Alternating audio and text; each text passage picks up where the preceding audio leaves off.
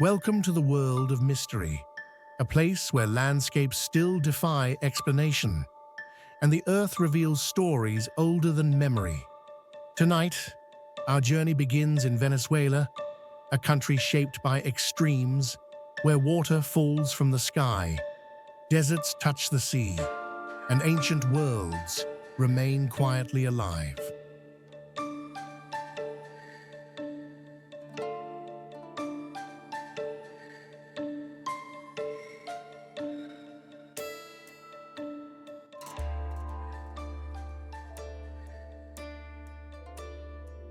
Angel Falls, Salto Angel.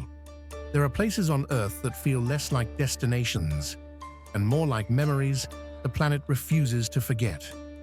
Angel Falls is one of them. Hidden deep within Canaima National Park, a vast wilderness protected as a UNESCO World Heritage Site. This waterfall is not simply tall, it is overwhelming. Nearly 1,000 meters from summit to forest floor. 979 meters. With a free fall so long, the water spends more time in the air than it does on the ground.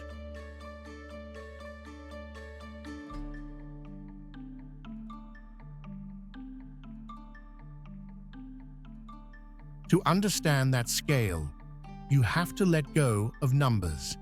15 times taller than Niagara, 3 times the height of the Eiffel Tower. Even those comparisons fail, because nothing prepares you for what it feels like to stand beneath it.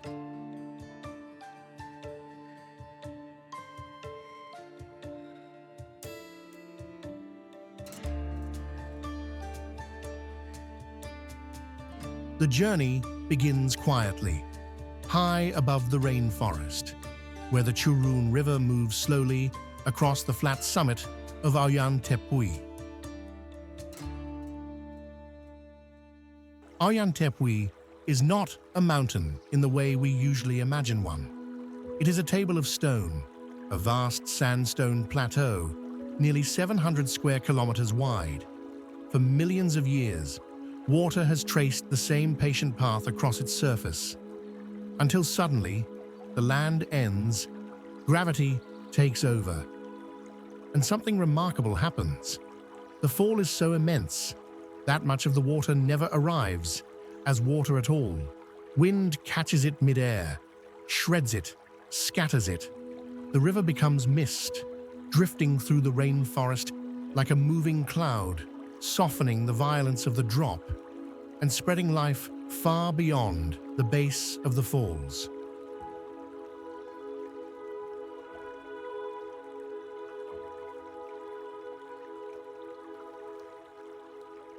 I remember approaching from the air, a small Cessna aircraft, slipping between layers of cloud.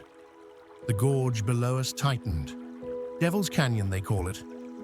Then the stone walls appeared, vertical, endless.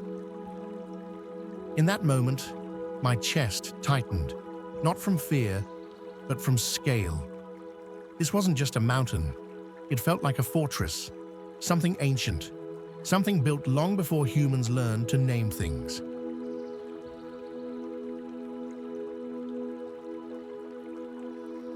Later, the journey continued by river, a Curiara canoe, carved wood, guided by hands that know these waters intimately. The jungle closed in around us. Heat pressed against the skin. Sound thickened, insects, birds, the constant breath of the forest. Then the spray arrived. Cold, sudden, a fine mist drifting through the air, touching the skin like a quiet warning. When I finally stood at the base of Angel Falls, there was no sense of triumph, no feeling of arrival, only smallness. Here, you do not observe nature, you submit to it. The roar of water colliding with ancient stone drowns out thought itself. Worries lose their weight. Time loosens its grip. What remains is presence. A kind of purification, one that no camera can fully capture, no matter how advanced the lens. To the Pimon people, this waterfall has always had another name. Kerapakupai Meru, the waterfall of the deepest place. For them, the Tepui Mountains are not obstacles to be climbed, but sacred homes. They believe powerful spirits, the Mawari, dwell upon these summits, and so they do not climb them, not out of fear, but out of respect. That distinction matters, because reverence changes how we move through the world. More than 80% of Canaima National Park is formed from Tepui rock, stone over 2 billion years old. These formations were ancient, before forests learned to breathe, before animals walked on land, before the continents knew their current shapes. Standing here, you are not looking at scenery, you are looking at time, exposed. Access to Angel Falls is seasonal. Only when rivers rise, between June and December, does the journey become possible. Even then, nothing about this place feels guaranteed, and that may be the point.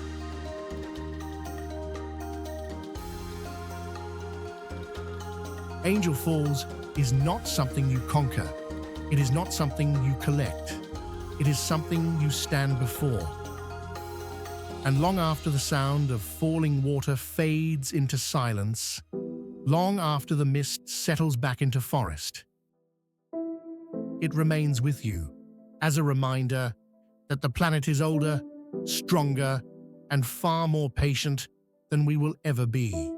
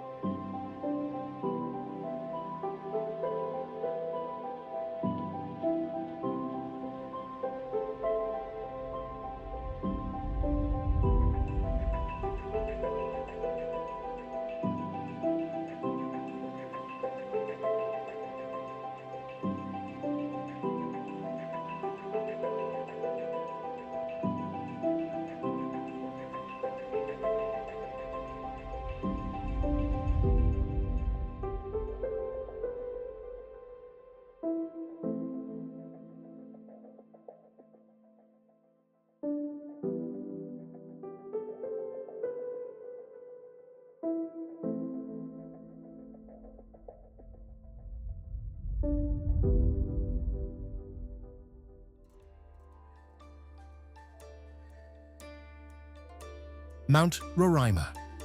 There are mountains you approach with ambition, and others you approach with caution. Roraima belongs to the second kind. Rising above the surrounding rainforest, it is the highest peak of the Pakaraima Table mountain range, a massive stone plateau suspended between sky and forest. Its summit stretches across 31 square kilometers, sealed off by sheer vertical cliffs 400 meters high, like walls designed not to protect, but to separate worlds. This is not just a mountain, it is a boundary. Here, Venezuela, Brazil, and Guyana quietly meet, without fences, without signs, only stone and silence marking the lines humans imagine. Geologists call Mount Roraima an island in the sky. For millions of years, its summit ecosystem has existed in isolation, cut off from the rainforest below, evolving on its own terms, untouched by the rhythms of the land beneath it. Time moves differently up there. The journey to reach it does not begin at the summit. It begins with endurance. 6 days of walking, 6 days of heat, mud, rain, and doubt. I remember the moment we crossed Paso de las Lágrimas, the Pass of Tears. Rain fell without pause. The ground gave way beneath each step. Muscles protested, breath shortened. And somewhere in that endless climb, I asked myself a familiar question. Why am I doing this? But that question did not survive the summit.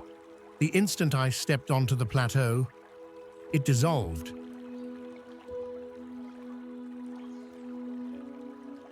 Because nothing prepares you for what waits above. The landscape does not resemble Earth as we know it. It feels unfinished, or perhaps too old to care about appearances. Dark stone, sculpted by wind and water, twisted into shapes that resist explanation. Valleys of white quartz, glittering briefly when sunlight breaks through the cloud cover, as if the ground itself is remembering light. And then there is life, quiet, minimal, precise. A tiny black frog, Oreophrynella quelchi. It cannot jump, it cannot swim. Instead, it tumbles, rolling away from danger, a survival strategy shaped by isolation. A living fossil carried forward from the age of Gondwana, when continents had not yet decided where they belonged.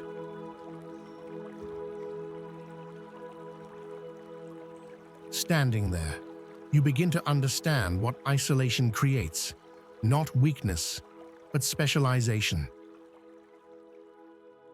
At Punto Triple, the exact point where 3 nations converge, I stopped moving. Not because I was tired, but because there was nowhere else to go. It felt like the edge of the world. At night, Mount Roraima becomes something else entirely. Silence deepens, wind slips through cracks in ancient stone. There are no engines, no electricity, no distant cities breathing behind the horizon. Only the sound of your own heartbeat, measured, slow, undeniably present.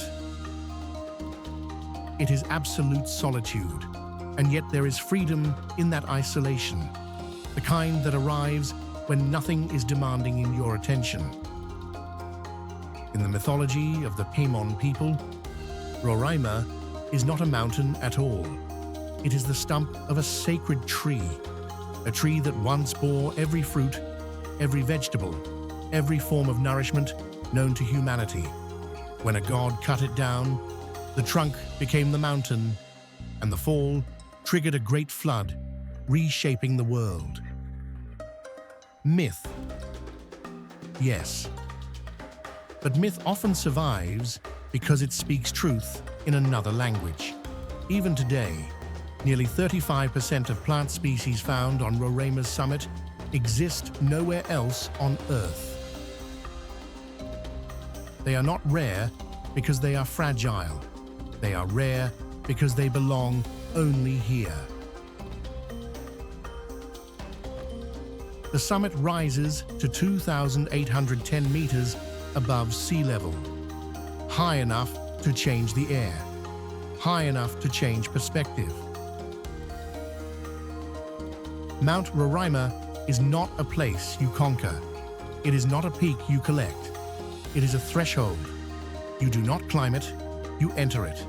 And once you do, you begin to sense that the Earth remembers things we have forgotten. And sometimes, in places like this, it whispers those memories back.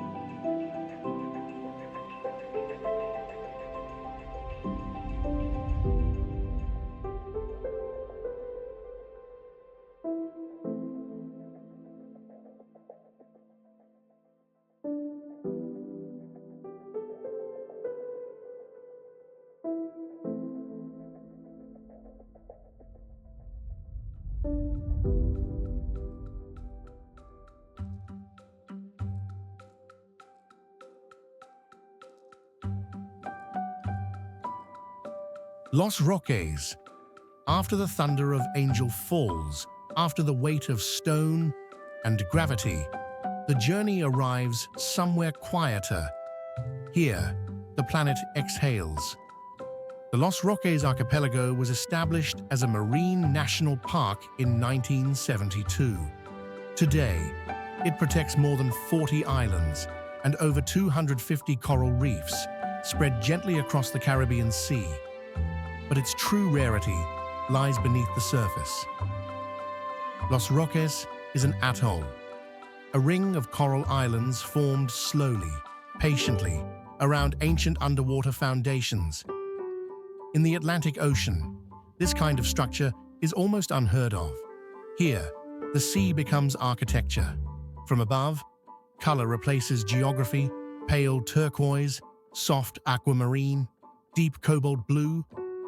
Each shift reveals depth, coral, sand, life beneath the surface. From the air, Los Roques does not look like land scattered across water. It looks like light, caught mid-movement. If Angel Falls speaks in thunder, Los Roques whispers. The moment I stepped off the small aircraft onto the runway of Gran Roque, time loosened its grip. There were no engines idling, no traffic, no vertical lines breaking the sky, only sand roads, painted houses, and the slow rhythm of the sea breathing nearby. Here, nothing rushes you. I spent an entire day on an unnamed Cayo, a small sand island, barely more than a curve of white against blue. No crowds, no schedules, just one umbrella, and an ocean that seemed to stretch forever. The sand surprised me. It wasn't sand as we usually imagine it. It was powdered coral, soft, cool. Even beneath the midday sun, it refused to burn. When I stepped into the water, warmth closed around my skin, and suddenly, the world changed scale. Fish appeared in color and motion, blue, yellow, silver. They moved effortlessly, weaving through coral fans that swayed with the current, as if the sea itself were breathing them into place. It felt less like swimming and more like drifting through a living gallery, one with no walls and no need for sound. As evening arrived, the light softened, the sea darkened, stars emerged. I sat by the shoreline, a simple meal of freshly prepared lobster beside me, salt still clinging to the air. And somewhere between the sound of small waves and the silence between them, a realization settled in. Happiness does not always announce itself. Sometimes, it is nothing more than the steady breath of the ocean, heard clearly because nothing else is trying to speak. Life in Los Roques is shaped by restraint, traditional fishing, careful movement, respect for limits. The people here understand something easily forgotten elsewhere. Preservation is not a slogan, it is habit. You do not find plastic scattered along these beaches because it was never welcome here to begin with. The ecosystem reflects that care. 4 types of mangrove forests take root in shallow waters, their tangled systems protecting coastlines and nurturing life at its most fragile stages. Above them, the sky fills with travelers, dozens of migratory bird species moving between continents, pause here, resting in a place that still offers safety. The protected area spans more than 221,000 hectares, not as a boundary, but as a promise that this balance matters. Los Roques does not compete for your attention. It does not overwhelm. It does not demand. Instead, it invites you to slow down, to listen, to remember what the world feels like when nature is allowed to breathe freely. And once you accept that invitation, leaving becomes the hardest part.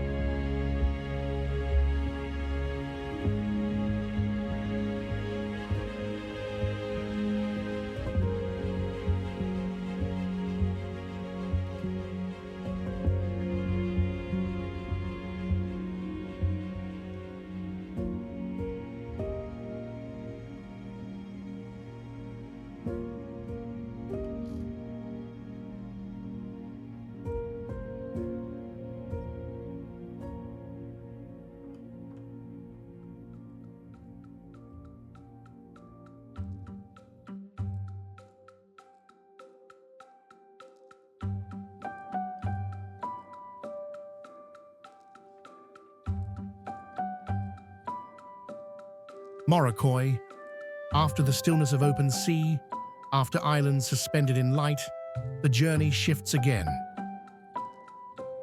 Here, land and water no longer know where one ends and the other begins. Morocco National Park stretches across more than 32,000 hectares along Venezuela's northwestern coast, a labyrinth of lagoons, winding channels, and low-lying cayos, resting just above the tide. What defines this place is not a single landmark, but connection. Mangroves rise from shallow water, their roots tangled and exposed, forming living architecture. Red mangroves, Rhizophora mangle, stand at the heart of this system, not as scenery, but as guardians. They are nurseries. Here, life begins quietly. Fish shelter among the roots. Juveniles grow strong enough to face open water. The sea renews itself, one hidden channel at a time.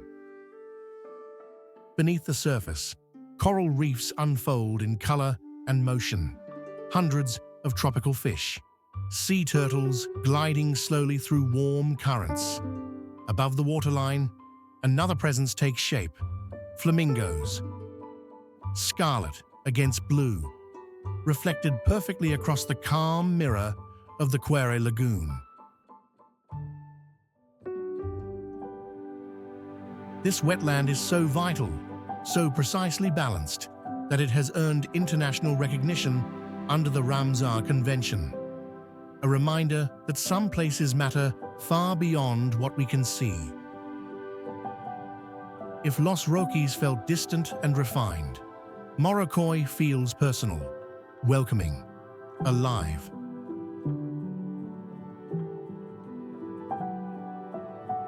I remember drifting at dawn aboard a peñero, a small wooden fishing boat, its motor quiet, its movement gentle, the mangrove channels closed around us. Roots twisted overhead, water glowed green beneath the hull. Sunlight filtered through the canopy, breaking into fragments, scattering across the surface like stained glass. It felt like moving through a living cathedral, one built not to impress, but to sustain. At Cayo Sombrero, the sea invited me closer. I slipped beneath the surface into shallow, clear water. A school of parrotfish passed slowly, their colors vivid, unbothered by my presence. There was no sound, except breath measured through a snorkel. No engines, no voices, only stillness. Morocco does not overwhelm you. It does not perform, it embraces. And when the sun begins to lower, the sky fills again. Thousands of seabirds return to roost, their silhouettes crossing the horizon, darkening the air in waves. In that moment, scale becomes clear. Humans are not separate here. We are not dominant. We are a thread, woven into something far larger, far older. Life beyond the park carries the same rhythm. In coastal towns like Tucacas and Chichiriviche, the sea defines culture and flavor. Fishing is not industry, it is heritage. One dish appears again and again. Vuelve a la vida. Seafood marinated in citrus, fresh, bright, restorative. Its name means return to life, a phrase that feels less like exaggeration and more like truth. By the numbers, Morocco shelters more than 200 bird species, nearly 1/5 of all birds found in Venezuela. Nearby, the Quere Wildlife Refuge stands as one of South America's most important bird conservation areas, a final confirmation of what the eye already knows. Morocco does not need to shout to be powerful. Its message arrives quietly. On wings at sunset, in reflections across still water, in the understanding that we are guests, passing briefly through a world that has been practicing balance long before we arrived.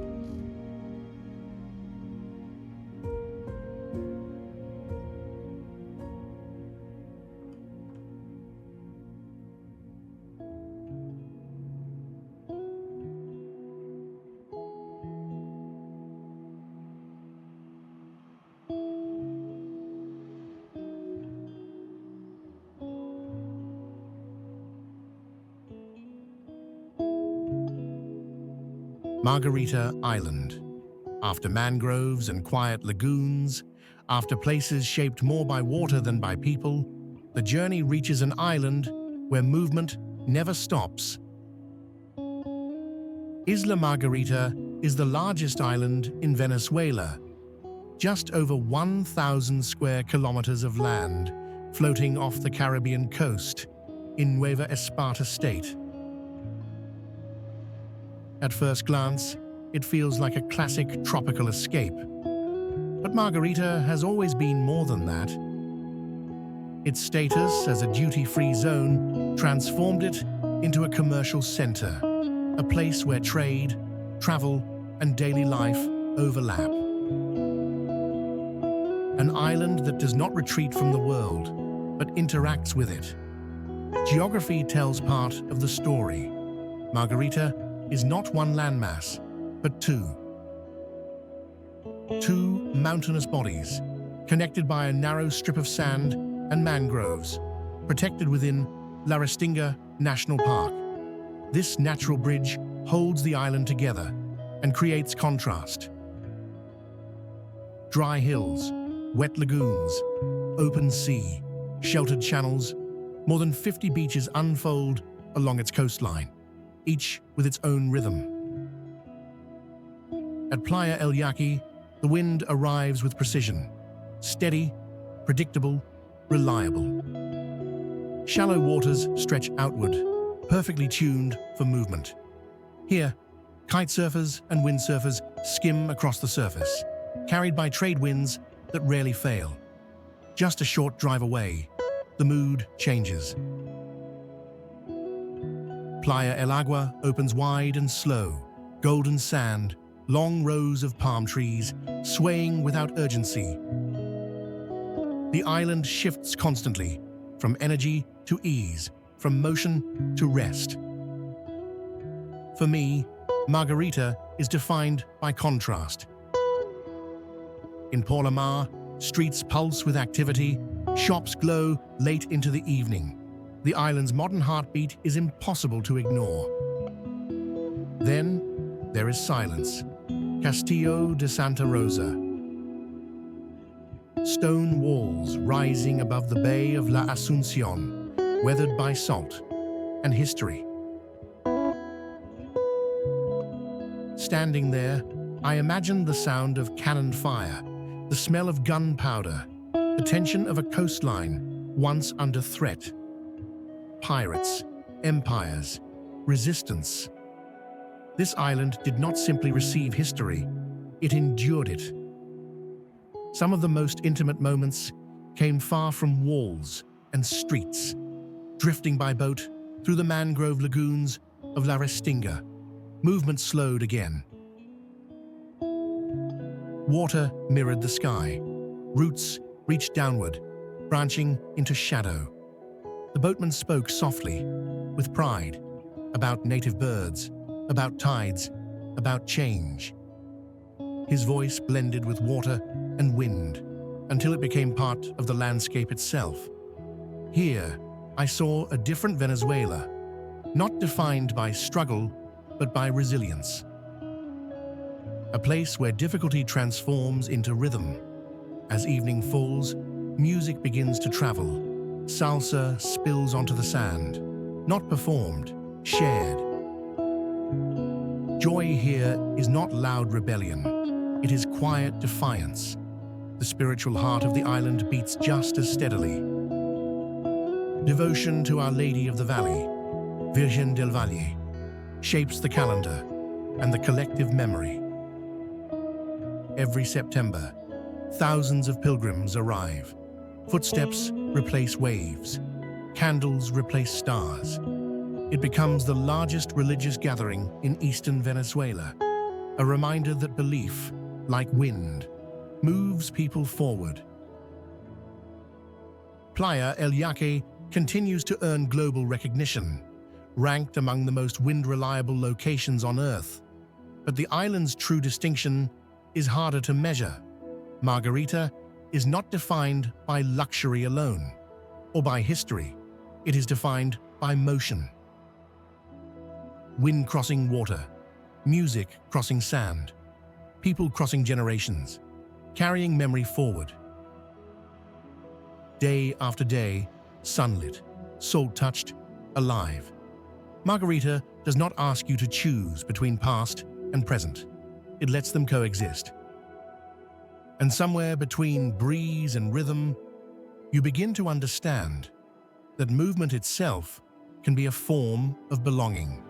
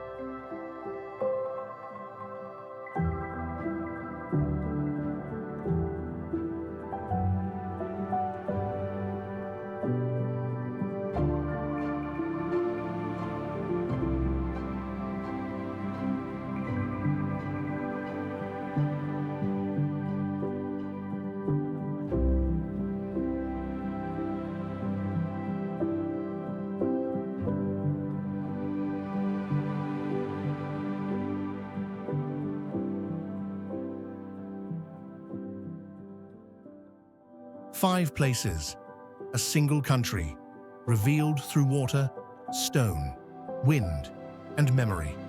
From Angel Falls, where a river forgets the ground and becomes mist, to Mount Roraima, an island of time suspended above the forest. From the quiet turquoise breath of Los Roques, to the living labyrinth of mangroves in Morocco, and finally to Margarita Island, where wind, music, and history move together. Each landscape tells a different story, yet all speak the same language. That Venezuela is not defined by a single image, but by contrast, by resilience, by beauty that feels both welcoming and untamed. This is only the first half of the journey. If these places have stirred your curiosity, if their silence, their rhythm, or their mystery has stayed with you, subscribe to this channel and turn on notifications so you can continue exploring the beautiful and deeply mysterious landmarks of Venezuela. The journey is far from over.